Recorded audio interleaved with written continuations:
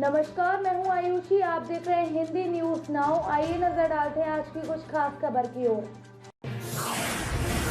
चंद्रशेखर आजाद ने फिलिस्तीन का किया समर्थन, कहा मैं कमजोर के साथ हूँ, मैं फिलिस्तीन के साथ हूँ, पीएम में दम है, चीन का मुकाबला करे। बिजनौर में सोमवार को धामपुर में पहुंचे आजाद समाज पार्टी के राष्ट्रीय अध्यक्ष चंद्रशेखर आजाद ने फिलिस्तीन का खुलेआम समर्थन किया। उन्होंने कहा कि मैं हर कमजोर के साथ हूँ, मैं फिलिस्तीन के साथ हूँ। प्रधानमंत्री पर निशाना साधते हुए कहा कि आप चीन का मुकाबला करो, अगर आप में दम है हम आपके साथ हैं। दरअसल सोमवार को बिजनौर के धामपुर इलाके में केएम इंटर कॉलेज के मैदान में सामाजिक न्याय संविधान बचाओ रैली का आयोजन किया गया था, जिसमें आजाद समाज पार्टी के अध्यक्ष व भीम आर्मी के चीफ चंद्रशेखर आजाद शामिल हुए थे। सभा को संबोधित करते हुए एक तरफ जहां चंद्रशेखर ने कहा कि देश के हालात ठीक नहीं चल रहे हैं, लोकतंत्र संविधान को बचाना जरूरी हो गया है। बहुजन संस्थापक कांशीराम के परिनिर्वाण दिवस पर सभी को एक होकर संघर्ष करने की कसम खिलाई। कहा कि हम उनके अधूरे सपनों को हर हाल में पूरा कर संविधान को नहीं बदलने देंगे। इसी सभा का एक वीडियो आज सामने आया है।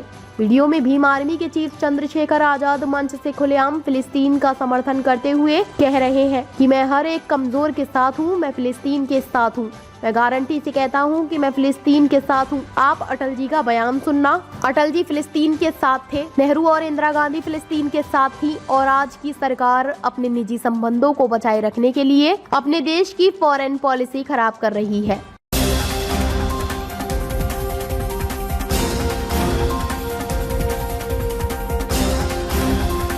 इजराइल का रात भर में हमास के 200 ठिकानों पर हमला, अमेरिका ने गोला बारूद की पहली खेप भेजी। पुतिन बोले ये अमेरिकी पॉलिसी की नाकामी। इजराइल हमास जंग का आज 5वां दिन है। रात भर में इजराइल ने गाजा में हमास के 200 ठिकानों पर हमले किए। इजराइल और हमास की जंग में अब तक 2100 लोगों की मौत हो चुकी है। इनमें से करीब 1200 इजरायली है। वहीं अब तक करीब 900 फिलिस्तीनियों ने भी जान गंवाई है। मंगलवार रात अमेरिका का पहला ट्रांसपोर्ट प्लेन गोला बारूद के साथ इजराइल के नेवातेम एयरबेस पर पहुंचा। दूसरी तरफ रूसी राष्ट्रपति व्लादिमीर पुतिन ने पहली बार जंग को लेकर बयान दिया। उन्होंने कहा यह युद्ध अमेरिकी विदेशी नीति की विफलता है। अमेरिका फिलिस्तीनियों के हित को नजरअंदाज कर रहा है।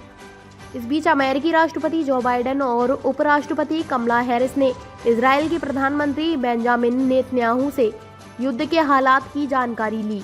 बाइडेन ने मंगलवार देर रात व्हाइट हाउस से अपने संबोधन में कहा कि अमेरिका इजराइल के साथ है। इजराइल में 1000 लोगों की अमानवीय तरह से हत्याएं की गई हैं। इनमें 14 अमेरिकी नागरिक मारे गए।